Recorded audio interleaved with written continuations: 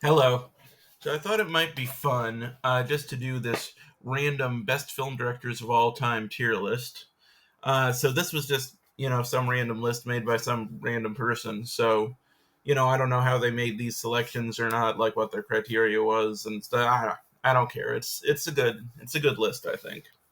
Um, Now I have already pre-selected the films, the directors rather, where I haven't really seen either enough of their work to really comment on it, or where I've seen basically none of their work.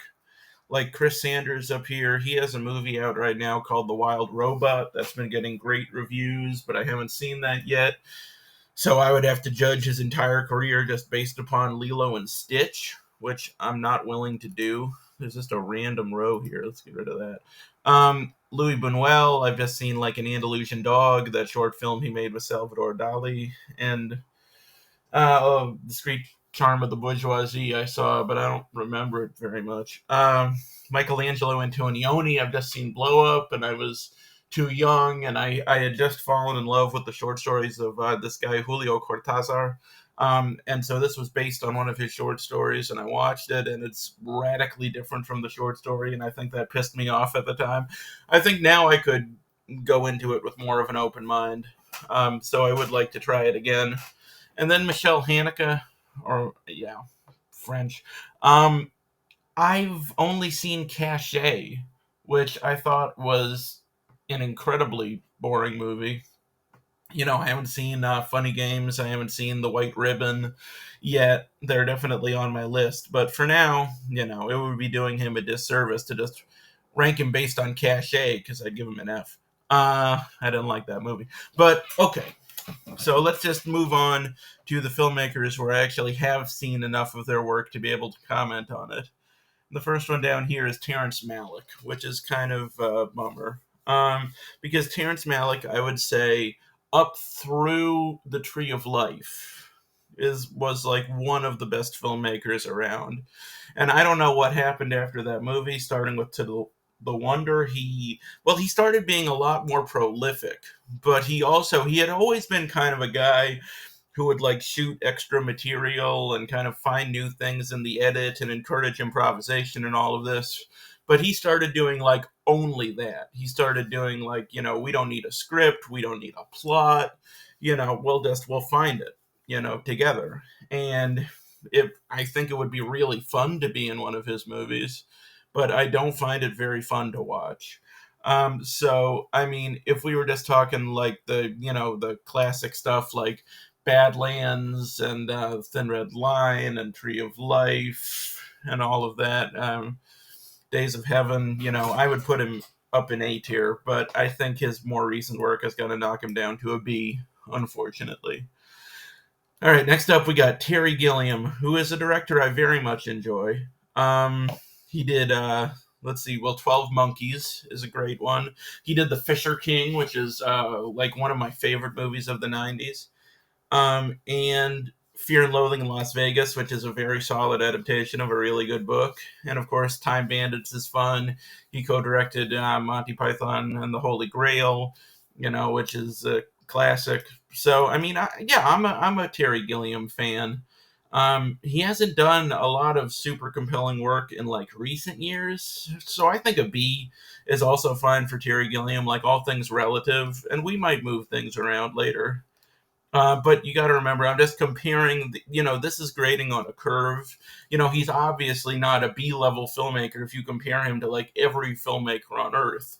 But in terms of like great filmmakers, which I think he is, and B, for now at least. Tim Burton, I'm gonna go with a C, which might seem a little harsh, but I mean, I thought that Tim Burton, right from Pee Wee's Big Adventure through to Ed Wood could like do no wrong. It was like one great movie after another. With Beetlejuice and the first two Batmans, and Ed Wood obviously, which is a wonderful movie. Just like banger after banger. Edward Scissorhands, great one. But since then, he's been very inconsistent. I did see Beetlejuice, and it was more enjoyable than I thought it was going to be. I thought he was able to kind of return to his older style without being like it didn't feel it felt like sincere. It felt like an honest expression rather than like some cynical, let me just try to do what I did before because people liked it. So I definitely think there's hope for Tim Burton to get back to a really good level. But for now, I think he's made too many kind of lesser movies to put him any higher than C. Wachowski Starship. I'm gonna put him in D. And I feel bad about that. The Matrix is an incredible movie, and no matter what they make, whether I like it or not, I mean, you have to admire the ambition of it. Like Cloud Atlas is like one of the most ambitious movies I've ever seen. Maybe a little too ambitious, honestly. But the Matrix is the only film of theirs I've seen, and I've seen most of their films, including the most recent Matrix movie. The original Matrix is the only one that I would genuinely say is like a really, really good movie. So, Tim Burton has made, several really good movies. So the Wachowski Starship, made like one really classic film that will live on forever. So I think D is fair. Herzog, Werner Herzog. Um, I'm gonna put in B. I like Werner Herzog more as a guy than as a filmmaker. Like I find him absolutely fascinating. I also I don't know if he's like a great actor or not, but I love like his persona. I love when he just shows up in random acting roles, and he always like steals all the scenes he's in. He's just a really compelling and strange person.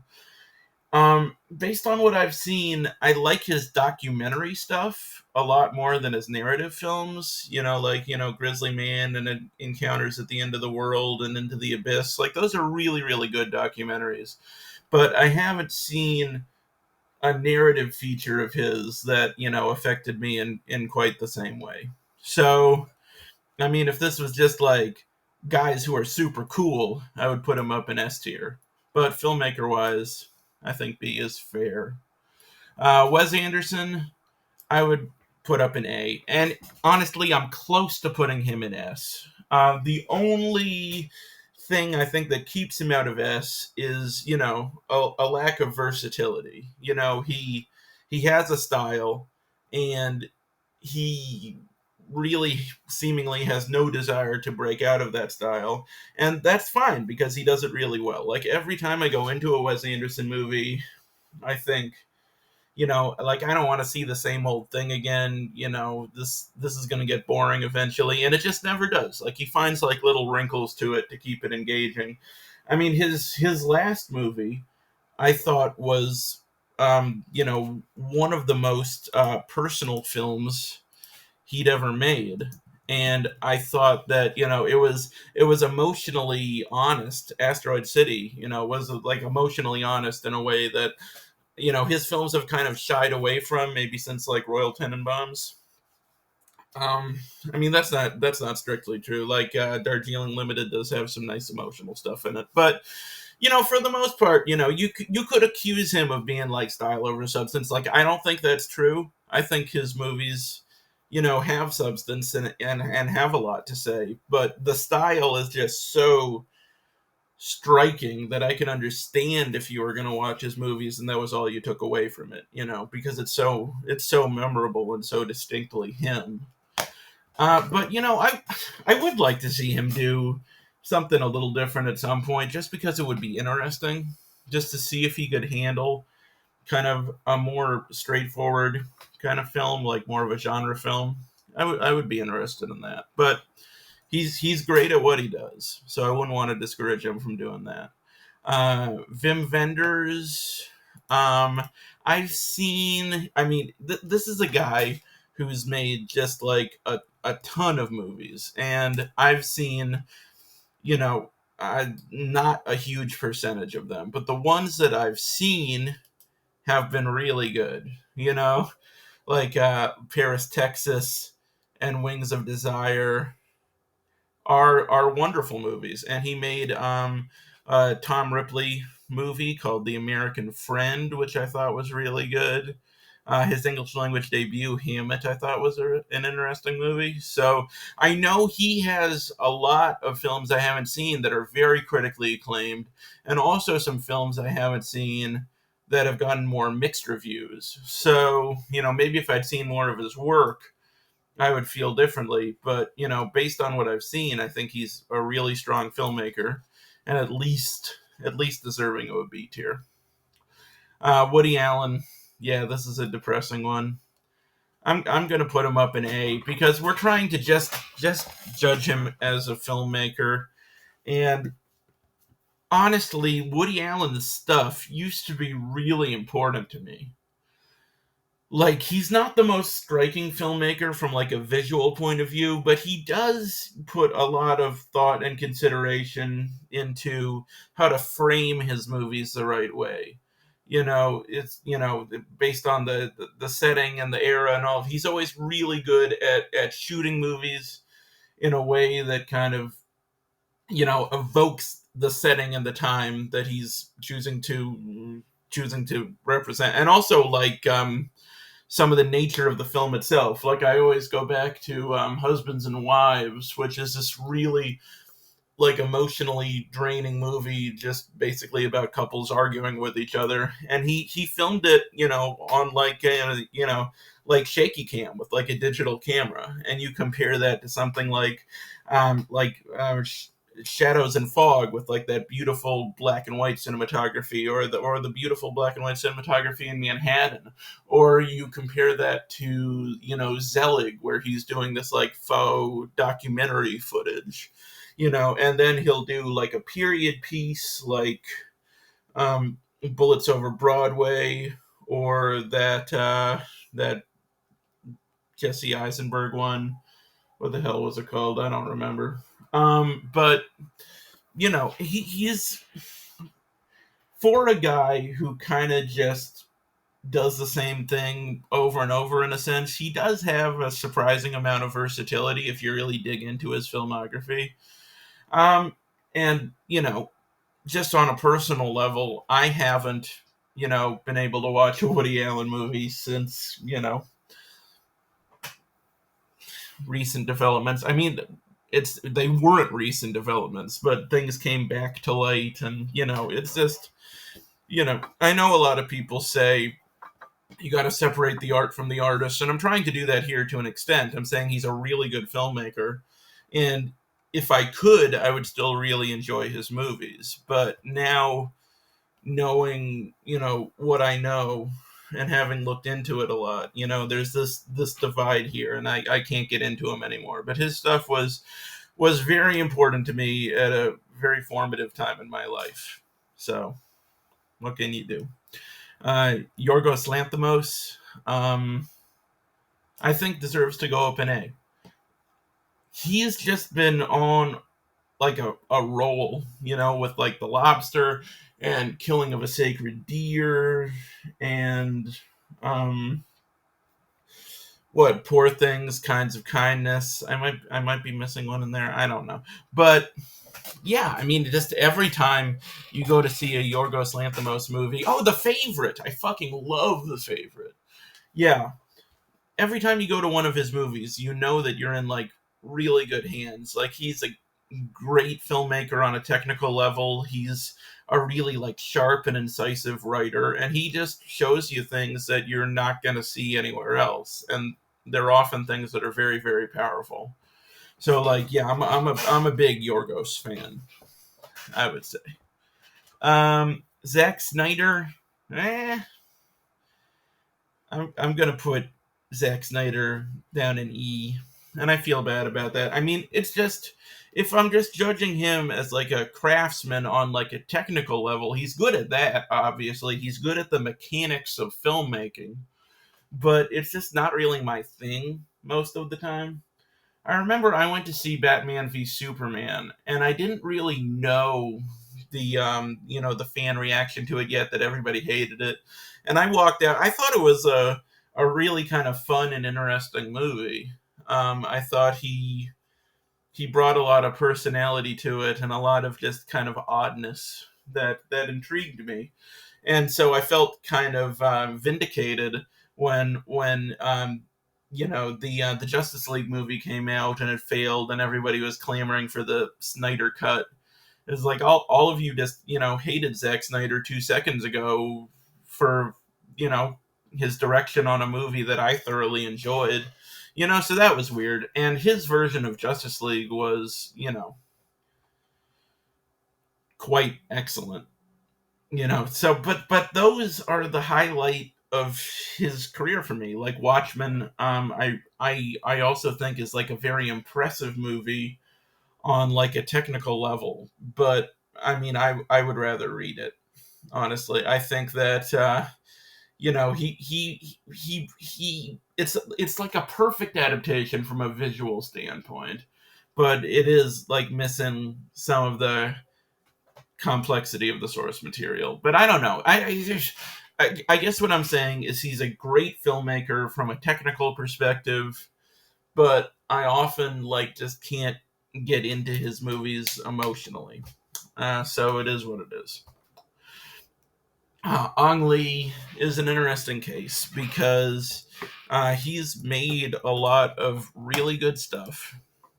He back in his when he was making Chinese language films, he made Eat, Drink, Man, Woman, which is a movie I really like. He made Crouching Tiger, Hidden Dragon, which is very enjoyable movie.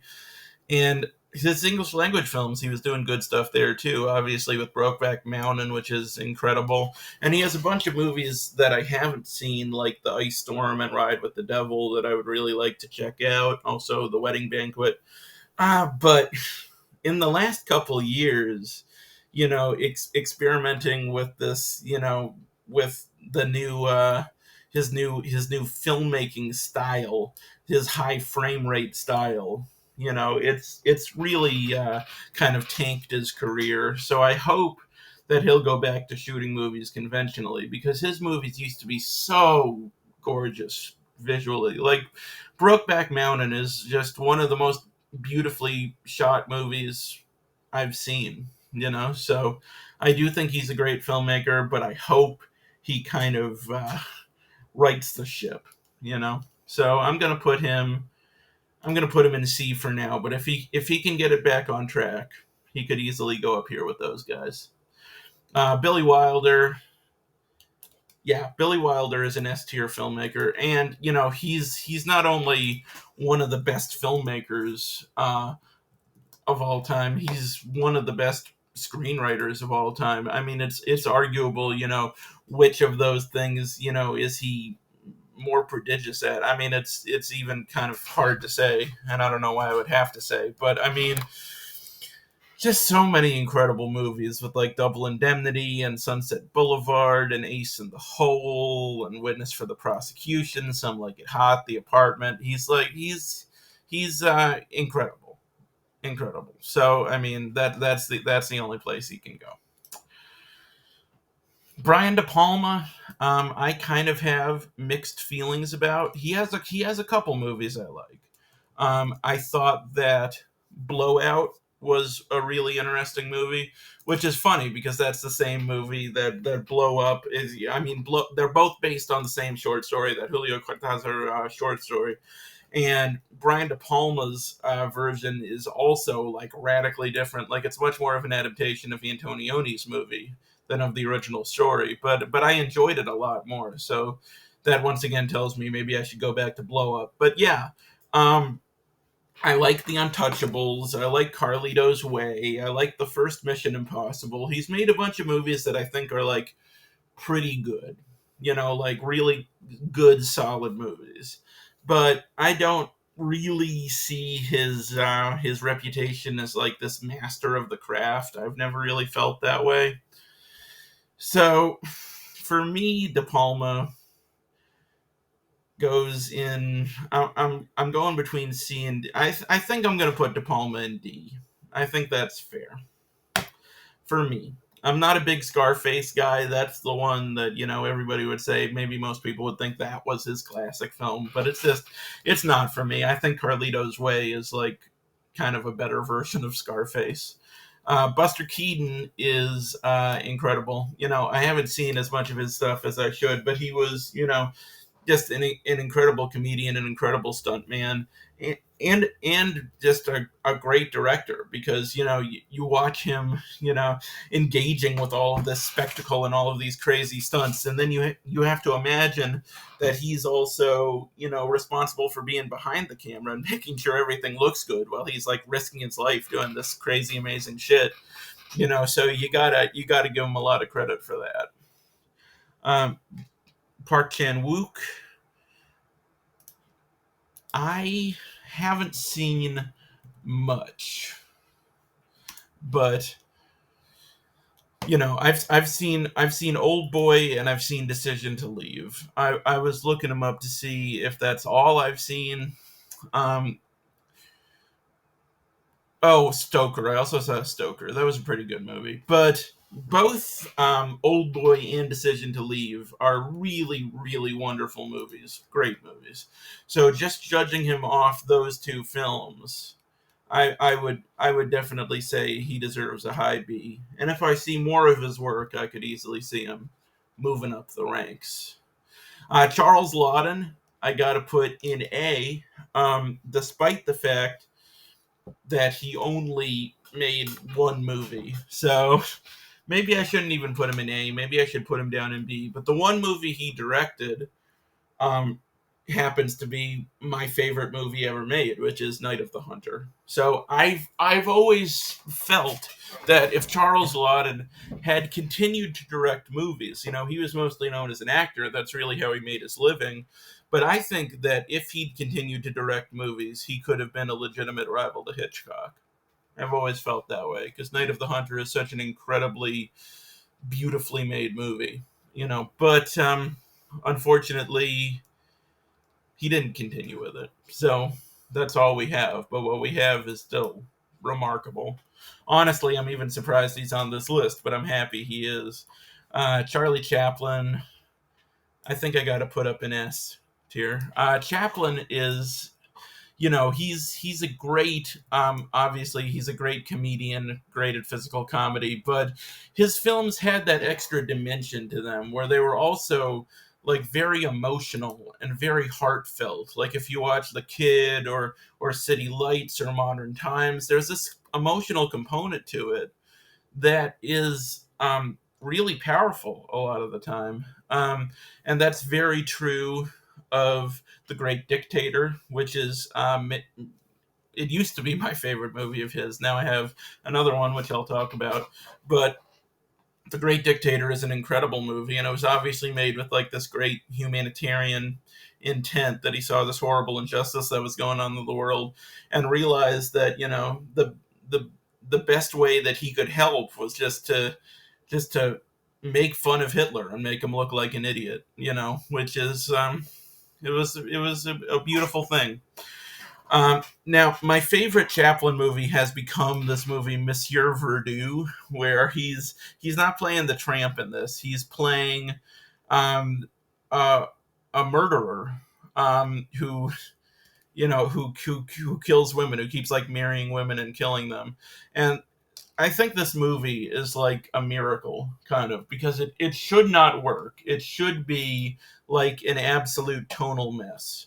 And it works so well. Like, I'm kind of in love with that movie. You kind of have to see it to believe it. So, I've never seen a Chaplin movie that I didn't thoroughly enjoy. So, yeah, I'm putting them up there. Charlie Kaufman. Now, we're not viewing him as a writer. He's an S tier writer.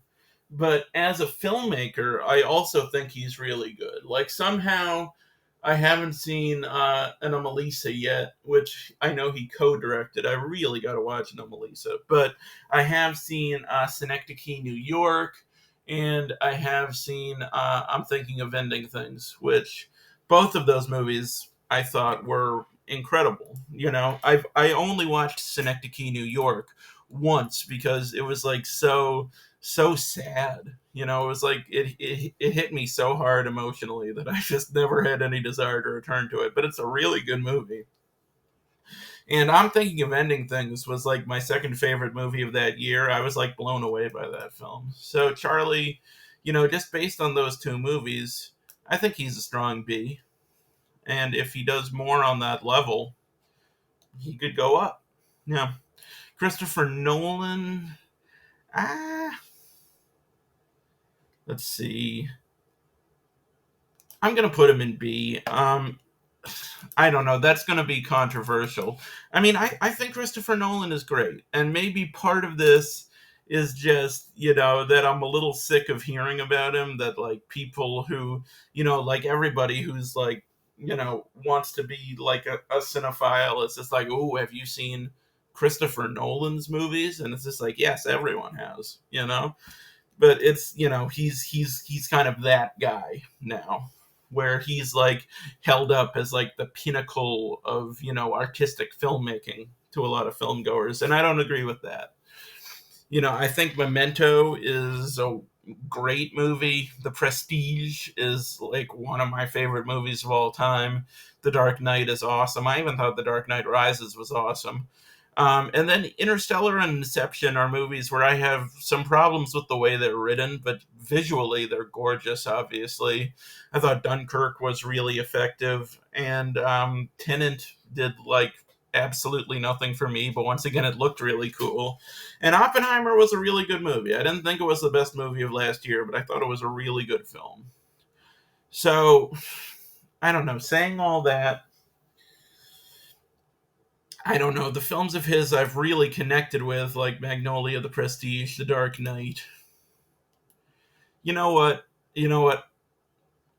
I'm gonna put him. I'm gonna put him up in A. I'm partially judging him based on, like how sick I am of talking about him. But he is a really good technical filmmaker. If this was a writer's list, he would be lower. I think he has some deficiencies as a screenwriter, but as like a craftsperson, I think that's fair. I was trying to talk myself out of it, but I think it's fair. Clint Eastwood, once again, just judging him as a director, nothing else. I would put Clint in C. And Clint has made, some A plus level movies. It's just that, he's inconsistent. He for every great movie he'll make, a couple movies that I think are, really boring. I mean, I love Mystic River, even though I like the book a little bit more. The movie's great. And I did enjoy this kind of true crime movie he made, Midnight in the Garden of Good and Evil. That was an interesting movie. And recently, Richard Jewell, I thought was a really solid film with a really great performance by Paul Walter Hauser, and I'm always happy when that guy gets work. But for all of that, he'll give you like a Sully or a The Mule or a Cry Macho, where they're like fine movies, but they're not like anything exceptional to me, at least. And I think the Flags of Our Fathers, Letters from Iwo Jima, making those both in the same year was a huge achievement, a huge technical achievement. I mean, I'm not super into either of those movies, though I think Letters from Iwo Jima is a very solid film. But yeah, I mean, he's really talented, and he's made a lot of really good movies, but he's also made some stuff that wasn't really my bag. So I think C is fair. Joel and Ethan Coen go right up in S tier. They are my favorite filmmakers. Talk more about them later, probably. Probably I've been wanting to do a whole video about them, so maybe we'll just do that and talk about them then. Damien Chazelle, I'm gonna give Damien a high B, just because he hasn't done a lot of work yet. But once what he's done has been really cool. Like he's made 4 movies that have gotten theatrical releases. He's made uh, Whiplash, which I thought was exceptional. It was my favorite movie of that year, one of my favorite movies of the decade. He made La La Land, which was obviously, really fun movie, really great crowd pleaser with some real emotion to it. He made First Man, which was a really solid movie.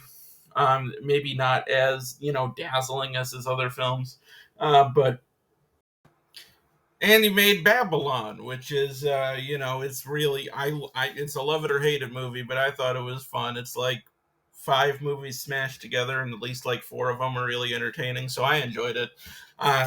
The video just cut out there for a second, and that brought my attention to an issue, which is that this is probably going on for way too long and getting really boring. So I'm going to try to move a little faster. I mean, you don't have to watch the whole thing. I mean, yeah, I appreciate it, but it is what it is. Listen to it when you're falling asleep. It'll help. Uh, but while I thought this was still recording, I put Danny Boyle up here in C. Danny Boyle is another one of those guys where the highs are very high. Like Train Spotting and 28 Days Later, 127 Hours. But he's not the most consistent filmmaker. So I think a C is fair for Danny Boyle. But I don't know. I mean, I did really like Sunshine. I like Steve Jobs. I liked Train Spotting too. Uh, no, you know what? I'm putting Danny Boyle up in B, just as a craftsman, putting him up in B. Dario Argento, I should probably put him down here because I've really only seen Suspiria, but I've seen clips from his other films and stuff, and I'm certainly going to watch more of this month. More Giallo stuff in general, and I mean, based on what I've seen, you know what? I'm not going to rank him because I've only seen one film, but based on that film alone, I would at least put him in the B's. Just really cool use of color, really great at that mix of like tension and comedy and horror and all of that. It was very impressive. I got to see more of his stuff. Darren Aronofsky is a weird filmmaker. Like, I'm gonna put him in B, I think. Even though he's made a couple of my favorite movies ever. Like, the funny thing with Darren Aronofsky is I either love his movies or I can't stand his movies. Like, I don't know, Requiem for a Dream is incredible, The Wrestler is incredible, Black Swan is incredible. But then, you have stuff like The Fountain, which is one of my least favorite movies, honestly. And then you have stuff like Noah and Mother and the Whale, which, have their good points, but are, in my opinion, very flawed films. So, yeah, I mean, if he was batting 1,000 every time, I would easily put him up in A. But, considering when you go into his movies, you really have no idea what you're going to get in terms of quality. I think B is fair. David Cronenberg definitely goes up in the A's. I haven't seen as much Cronenberg as I should, but I've seen a handful of his films, and everything I've seen I've thoroughly enjoyed. He is a weirdo, and I appreciate it. David Fincher also has to go up in A. I know a lot of people would put him up in S probably, and maybe he deserves it. He's got a reputation for being a very exacting craftsman, kind of the Stanley Kubrick of his day, a perfectionist and all of that. And that usually works for me. Like Seven is great. Zodiac, I fucking love Zodiac. But a lot of times he'll make a movie like the Killer last year, or Girl with the Dragon Tattoo, or Panic Room, where I'll be like, yeah, that was a really good solid movie, but I didn't love it. I wasn't like totally invested in it. So, but he deserves at least an A. David Lynch, I gotta put up an S. There's nobody like David Lynch. He hasn't made a movie since Inland Empire, which is sad. But I've seen almost all of David Lynch's movies. I think the only ones I haven't seen are Dune and The Straight Story. But everything I've seen has just been wonderful. I mean, Blue Velvet is just incredible. Mulholland Drive, one of my favorite movies ever. And even stuff that I didn't really enjoy, like Eraserhead, for example, like I can acknowledge that, you know, I don't like that movie because it's so effective, because it like takes so much out of you. It's so fucking unpleasant to watch. But he like cultivated that mood so beautifully with, with the sound design and the way that he shot it and the special effects on that fucking fetus monster and stuff. It's great. He's incredible. And he's another guy like Werner Herzog, where I can just like listen to David Lynch like talk all day. That's my favorite thing to do. Like I would rather listen to a Q&A with David Lynch than watch a David Lynch movie a lot of days. But when I do get around to watching one of his movies, they blow me away. And I'm also a fan of his TV show Twin Peaks. Denis Villeneuve. I think I'm going to put Denis up in S. And that might seem, a little hyperbolic, but every time out, this guy just fucking kills it. Like he's a lot like Yorgos Lanthimos, where I haven't seen the films he made before he started in the United States film industry, and I really should go check him out. Check out his French language films, his Canadian films.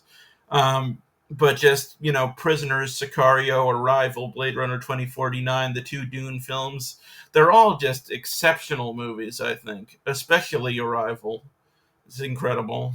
So yeah, I mean, I just think I know when I go to a Denis Villeneuve movie, I'm guaranteed to be blown away, and he hasn't let me down in a long time.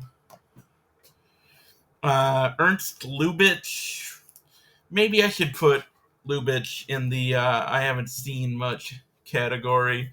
I know I've seen a couple of his movies. I've seen Ninotchka, I've seen To Be or Not to Be, and I really enjoyed those films. But yeah, I don't think I've seen enough to fully judge Lubitsch. We'll put him down there for now.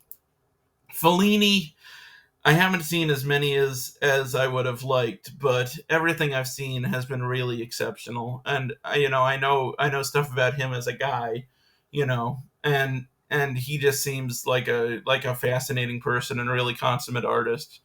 And so, I mean, I would at least put him up in the A's, and maybe when I see more of his work, I'll put him up in S. Coppola. Coppola's a hard one because Coppola has made, a couple of the best films ever made. But he's incredibly inconsistent. And, his bad movies are genuinely really, really bad, including Megalopolis, which came out a couple weeks ago, which is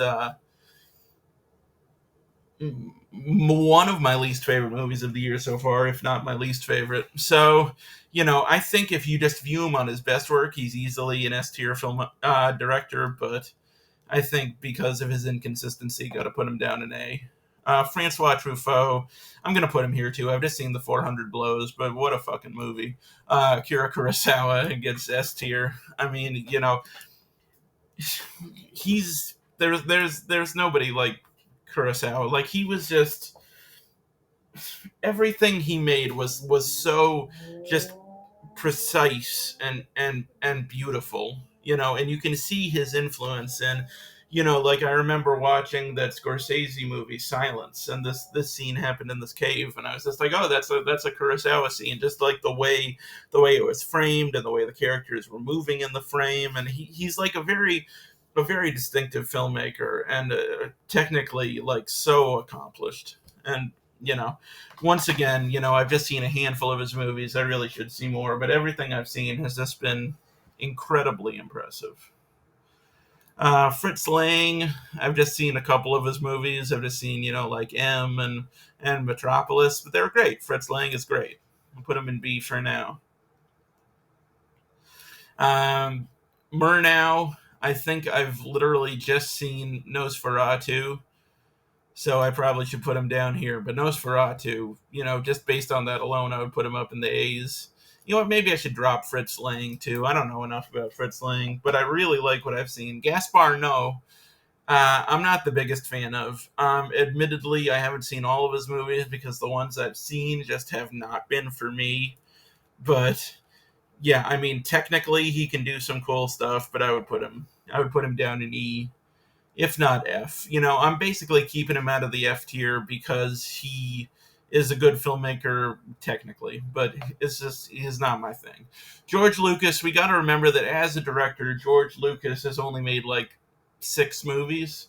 What, THX 1138? He made American Graffiti. He made the first Star Wars, and then he made the 3 Star Wars prequels. Yeah, so 6 movies. And the first 3 of those movies are, really good to great, but he hasn't directed that much for the number of years he's been in the film industry. I would give him not I'm going to give him a B. I'm going to give him a B. He made a big impact on film, but I don't think he's done enough to be an A-list director. Guillermo del Toro, it's either a high A or an S. I'm going to give him a high A for now, but he's a guy who just keeps getting better and better. Like his early movies, maybe it took him a little while to find his footing as a truly great filmmaker, but pretty much everything I've seen since Pan's Labyrinth came out has been, you know crazy good. you know like Pacific Rim, once again is I found quite boring, but visually beautiful. But I mean, Shape of Water was great. Nightmare Alley was great. His version of Pinocchio was incredible. But I mean, he does have that inconsistency. He has some films that don't rise to that upper echelon. Oh, but he also made The Devil's Backbone, which is incredible. High A for now. We'll leave him high A for now. Gus Van Sant is another guy where the highs are very high, but he's very inconsistent, and when he misses hard.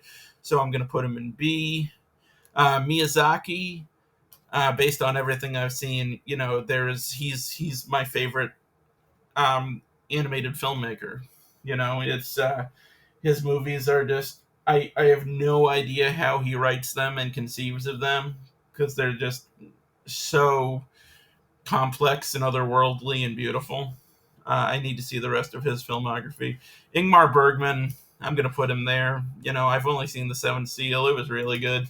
James Cameron is obviously a great filmmaker from a technical perspective, but it's kind of like Zack Snyder. His movies just aren't for me.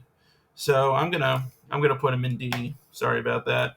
Jean-Luc Godard, I'm gonna put in F. He was, important to the history of film. He pioneered a lot of techniques like jump cuts and shit. But I cannot stand the Godard movies I've seen, and I don't think I'm gonna try to see any more of them. Jim Jarmusch, gonna give him a high A. I just saw him like in person, live doing a Q&A for his movie Ghost Dog, and it was great. He told some great stories and is a really funny guy. And the RZA called in, and did I say his name's just RZA? It doesn't have a the on it. I don't think. I'm an idiot, but yeah. I mean, Jarmusch. Pretty much everything I've seen by him has been wonderful, except for The Limits of Control, which didn't really do it for me. But I mean, Dead Man is awesome. Down by Law is awesome. Mystery Train's awesome.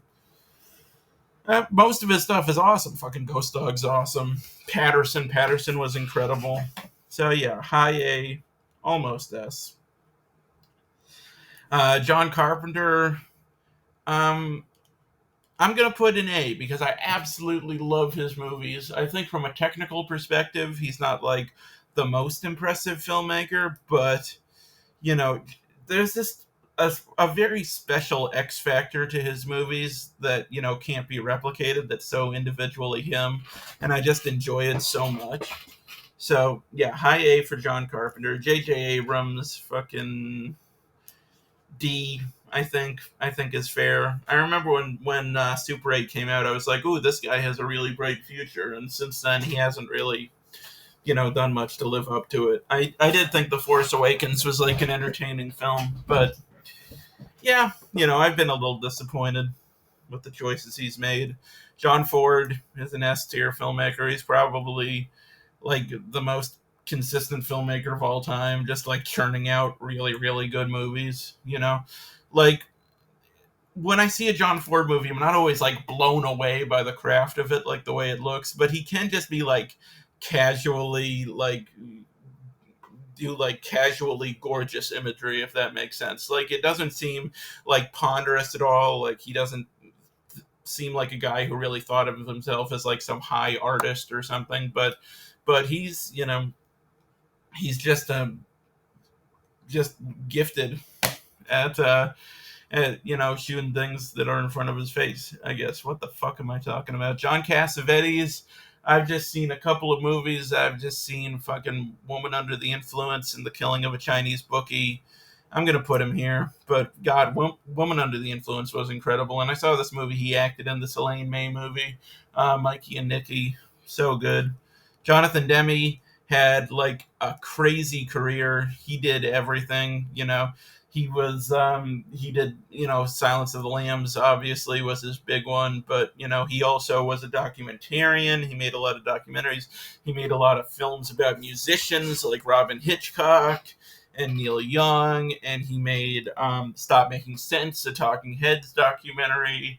That's my favorite concert film ever. So, yeah, he wasn't the most consistent guy, but I think he accomplished enough to deserve a slot up in A. Bong Joon-ho has got to go with an S. He's earned it. I don't want to brag, but I was a fan of Bong Joon-ho before it was cool.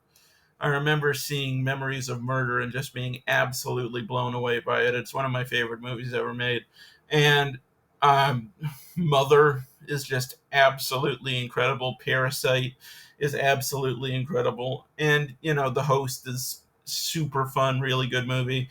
And even the movies, his English language movies haven't made as much of an impact on me, like Snowpiercer and Okja. But even those movies where they're not these great artistic achievements, they're still really fun, entertaining, unique movies. So I think he deserves it. Alejandro Gianaritu, I was never a huge fan of until he made The Revenant and Birdman like back to back and back to back years, and that blew me away. I mean, he's just just for those movies alone, you got to put him up in A just as a craftsman and a technician. Kevin Smith, it has never been. I'm going to put Kevin Smith in C. I really enjoy Kevin Smith stuff. I really like him as a guy. I love watching like Q&As and interviews with him, and I find his story really inspiring. But I mean, obviously, he's nothing special from like a technical perspective. Like his films are never like gorgeous or something. But there people have this belief that comedy can be shot in this more simplistic way, and he kind of typifies that, where it's just like it's all about the writing and he doesn't give a fuck what the camera's doing, though he has in recent years seemed to care a bit more about it, which has been nice to see. Lars von Trier, fucking F. I can't stand Lars von Trier. Sorry. Lynn Ramsey, put her up in A. She's great. We need to talk about Kevin. Yeah, that movie she made with Joaquin Phoenix. What was that called? You Were Never Really Here. Yeah. Yeah. She's great. She's great. I can't wait for her next movie. Martin Scorsese, fucking S tier, fucking S plus tier. Probably the greatest living filmmaker. I mean, it's not like he had these great movies and then he declined. Like I thought Killers of the Flower Moon was one of the most impressive things he ever made. And he's still out there doing work that's super important and powerful. So yeah, he's the best. Fucking Mel Gibson, just as a director, D. Like, I'm a fan of Mel Gibson as an actor, but as a director, his movies have just never really been my thing. Michael Bay, you got to admire Michael Bay as like a craftsman. Like nobody can do what he does as well as he does it, but what he does is, frequently not my thing. So I'm choosing between B and C. I think C is fair, but I do admire him more than I enjoy his stuff.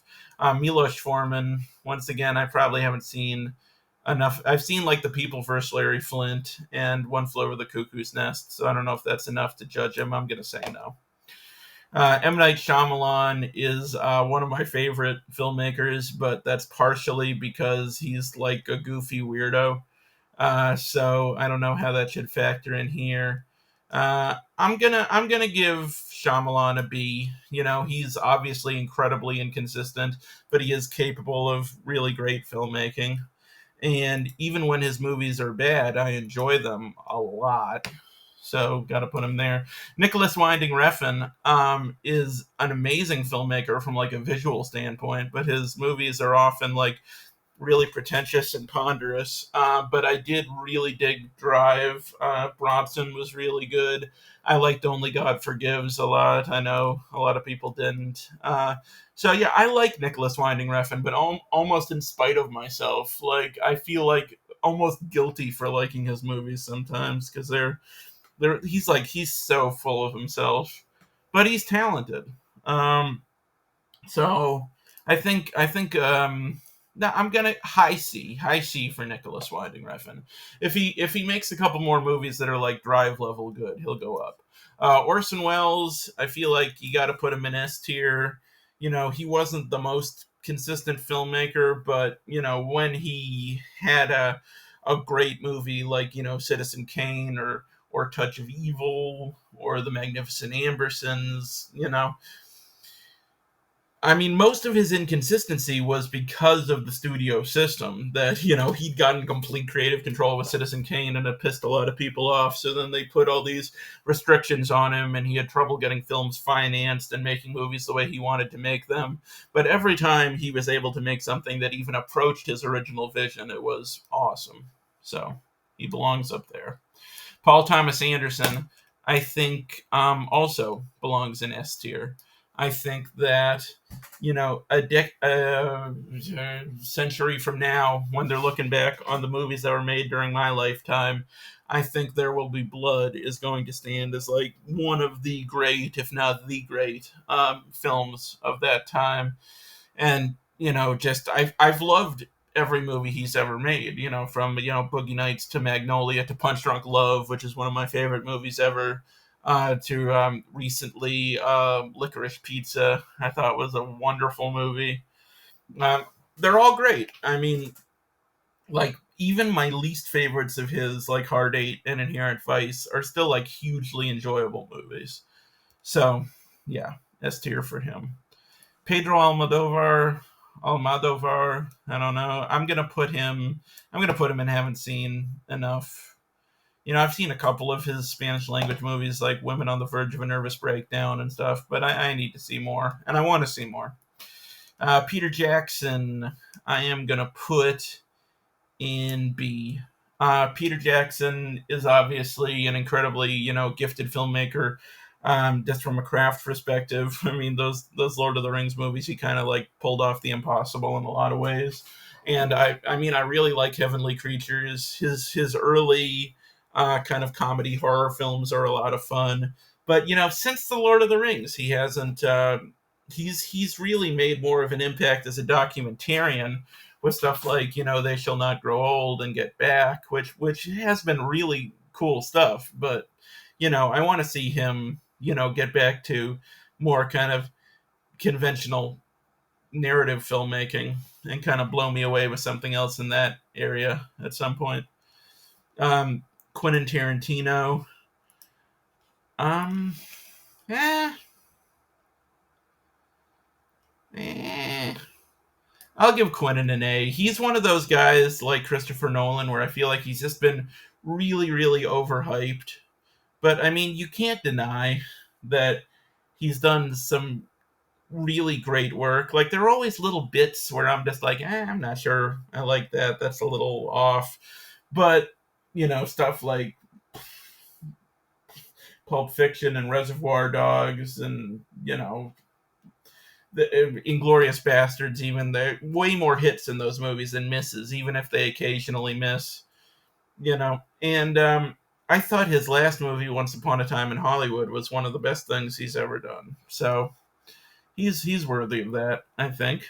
Richard Linklater, I would also put up an A. Once again, he's one of those filmmakers who's just been all over the place and made all kinds of movies. He's made like ultra low budget stuff, like Slacker and and Boyhood. I think was quite low budget. I mean, because he was just basically making a series of short films. And then he's made like super, conventional, studio stuff like School of Rock, and he's made weird little movies like Bernie and stuff, and some animated rotoscoped movies and all of this. And I haven't loved every movie I've seen by him, but he's one of those filmmakers where when he comes out with something, I have to watch it. And more often than not, I really like it, and I really like the movie he put out this year, Hitman. So yeah, hey. Ridley Scott is another one of those guys who I think is a little overhyped. He made Alien and Blade Runner back to back, which are two of the greatest sci-fi movies, kind of just two of the greatest movies, period. But since then, he's just been so inconsistent and all over the map that I got to put him in B. Alfonso Cuarón is great. I mean, Children of Men is fucking incredible. Gravity was a really great achievement, but he doesn't make a lot of movies. His last one was Roma, which I really liked. I mean, maybe not as much as a lot of other people. I didn't think it was like the greatest thing I'd seen that year, but it was a very impressive film in a lot of ways. So yeah, he doesn't work a lot, but when he works, he makes an impact. So yeah, I'm gonna say an A for Cuarón. High A. Roman Polanski also gets a high A, and he would get an S if he was more consistent. But some Polanski movies are like terrible. They're either like masterpieces or like total shit. And obviously, this is another case like Woody Allen, where his what he's done as a person, kind of, it's hard not to think about that when you're watching his movies and have that color the way you see him. But I mean, fucking Chinatown is incredible, and he's made a lot of movies that I think are really solid. Like The Ghostwriter, and that movie with Harrison Ford, Frantic, and just a bunch of really good, solid movies. Rosemary's Baby is incredible. So yeah, I got to put him in A. I mean, as a person, you put him in F, but as a filmmaker, put him in A. Ryan Coogler, I think is like a high B. I really like Ryan Coogler. What he's made, Creed, he made Fruitvale Station, he made Black Panther. He's a really strong filmmaker. And I want to see more from him in the future. I feel like he's just getting started, and maybe his best stuff is even ahead of him. Eisenstein, I'm gonna put down here. I haven't seen enough Eisenstein. Battleship Potemkin was like, an important movie, but I'm not going to grade his entire career based on Battleship Potemkin. Fucking Sergio Leone. I haven't seen as much as I should. I've seen, the Dollars trilogy. I've seen Once Upon a Time in the West. But he has a lot of films that, I've heard really good things about that I haven't seen. But based on what I've seen, he's, I'd give him a low A. I think that's fair. Sofia Coppola, I would give a high B. Like, she's not the most consistent filmmaker, but when she hits, her stuff is really good. I mean, I love Lost in Translation, and I don't think she's made anything that hits that level since, but she's made some very good stuff. All right, we're almost done. We're in the home stretch here. If there's something about the picture looks weird, like if I'm getting bigger and smaller in the corner, my editing software is failing me. It's imploding. So I'm doing the best I can, bearing in mind that I have no filmmaking acumen whatsoever. Not that this is a film, but I mean, editing software is hard. You got to figure it out. Sidney Lumet is fucking great. Sidney Lumet, he's very close to being S tier, but I would at least give Sidney an A, a very high A. He made a fucking Dog Day Afternoon, he made Serpico, he made 12 Angry Men, he made Network. You know what? Fuck it. S tier. S tier for Sidney Lumet. And as he got older, he still made some really cool, inventive stuff. Like Before the Devil Knows You're Dead was an upsetting movie. I didn't really enjoy it, but it was a good movie. For a last film for a guy who'd been making films for like 60 years at that point, it was good. So yeah, I think he deserves it for his 70s work alone. Not that his other stuff isn't good too. Spike Lee is a filmmaker I love. I'm gonna put him high A, I think, because he's a little inconsistent. He's made some movies that are a little below his usual level, but when he's doing great stuff like Do the Right Thing or Malcolm X or Black Klansman, and he even has stuff that got kind of a more mixed reception that I really like Summer of Sam and Red Hook Summer and 25th Hour. He's a really strong filmmaker. He's one of my favorites. Um, Kubrick. I mean, once again, this he's been overhyped, but I mean, Kubrick's incredible. I mean, you got to put him in S. He's Kubrick. Steve McQueen, I would say, very high A, and approaching S territory. You know, he every time he makes a movie, it's kind of an event. He hasn't made a lot of movies, but pretty much every film he's directed has been exceptional. And he has a movie coming out this year called Blitz. So we'll see if that's good. But I mean, I thought Hunger, Shame, 12 Years a Slave, and especially Widows, which is one of the most underrated movies out there, were all really fantastic. So he's definitely approaching A tier. I think he could definitely get there, and in not very long either. Steven Soderbergh. Uh, Once again, he's made some stuff I enjoy, but he's very inconsistent. I think I'm between a C and a D. Um, I'll give him a C. Whenever Soderbergh comes out with a new movie, I'm always curious about it. Like, I always want to check it out. But a lot of times I like the idea of his movies more than the actual execution. But he's made some stuff I enjoy. And we're going to end with Alfred Hitchcock, who is obviously an S tier filmmaker. He's the best, fucking Strangers on a Train, Vertigo, Psycho. I don't have to tell you that Alfred Hitchcock's good. So yeah, that's the list. That's how it's looking. I'm aware this video was much too long, and thank you.